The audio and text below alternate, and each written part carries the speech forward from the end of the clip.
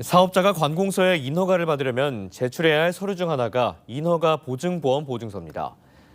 그런데 이 인허가 보증서를 발급하는 보증보험사가 자격이 안 되는 곳이 많은 것으로 확인됐습니다.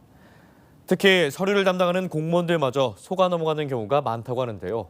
최용석 기자가 취재했습니다. 지난 2023년 11월 골재 채취업을 하는 A업체는 전남 강진군에 골재 채취 인허가 서류를 제출합니다.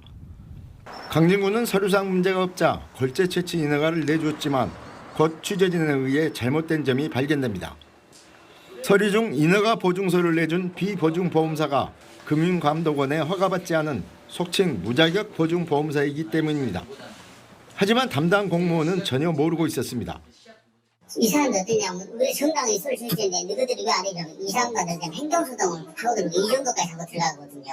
일단은 이 관계를 한번 바로 오늘 보내 바로 한번 골재배 보내갖고 한번 알아보겠습니다. 이와 같은 경우는 지난 2023년 한평군에서도 확인됐습니다. 한 골재업체가 한평군에 사업 인허가를 신청하면서 무자격 보증보험사의 서류를 제출해 경찰 수사까지 받은 것입니다. 이렇게 전국적으로 금융감독원의 허가를 받지 않은 무자격 보증보험사는 수십여 곳에 달합니다.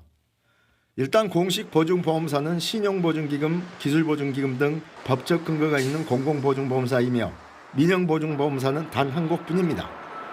법으로 허가받은 민영보험사는 서울보증 하나밖에 없고요. 근데 이제 공적 보증기관도 뭐 있잖아요. 그래서 뭐 은행에서 지급보증, 우리 시중은행이잖아요. 은행에서 뭐 지급보증서를 받아오든지 또는 그 여신 전문회사 쪽에서 또 뭐 부수 업무로 신고해서 하는 데는 가능하니까 그런 데서 받아오는 거는 그래도 뭐 인정할 수 있을 텐데 그 이외에는 사실 특히 민간이 보증보험사를 운영하려면 자본금 300억 원 이상이 있어야 하며 자본금이 있더라도 까다로운 적격 심사를 받아야 합니다. 무자격 보증보험사가 활개를 치면서 사실상 가짜 서류로 인허가를 내주는 관공서들이 솟고 있는 것입니다. 1차로 의심을 하면서 꼭 확인 절차를 해보는 것이.